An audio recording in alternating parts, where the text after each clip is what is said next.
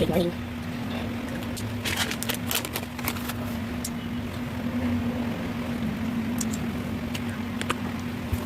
Waiting guys, close lang.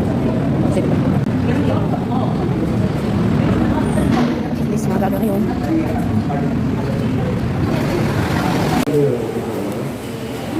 Nakasawa na ako pero mabalik pa ako sa loob. Kailangan pa ubusin na yung tubig.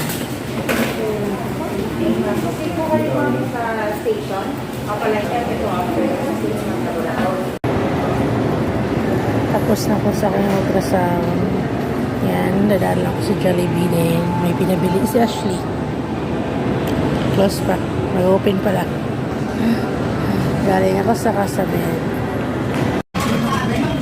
First customer. Waiting ako sa aking order kasi take out. Sa bahay na ako kain.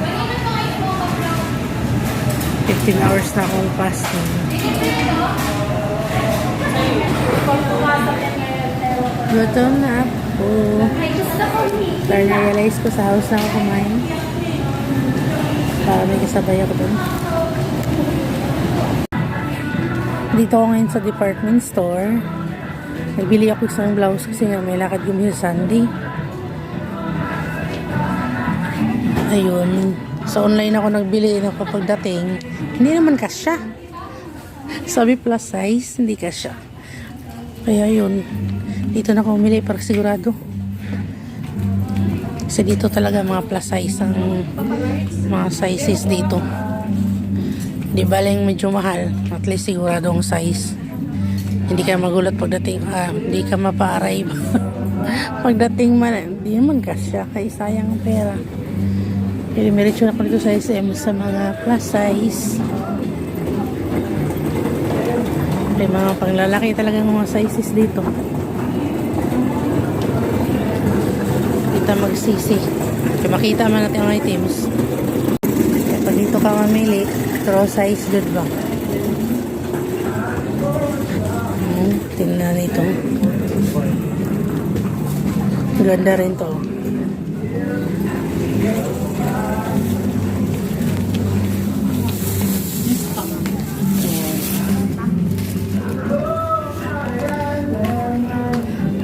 Maganda siya. Nasukat ko na to eh. Nagpakala ko yung stock na yan. Pili na ako guys. Pauwi na ako. At least masukat na dyan.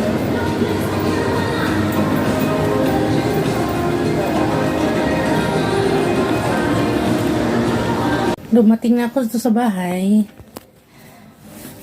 Hindi na ako nag-film nung paglabas ko sa mall ay. Pati inita. Madali na ako. Magbihis muna ako guys. Kain na tayo. Ito yung pinilahan ko sa hintay ko magbukas ng Jollibee. Saka palabok. Yan. Kain muna kami. Tayo. Gutom na. Let's eat guys. Kain muna kami guys. Crispy kayang balat oh.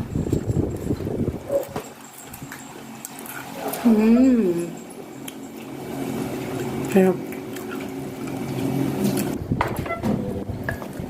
Sino ba nag-walk? Ito?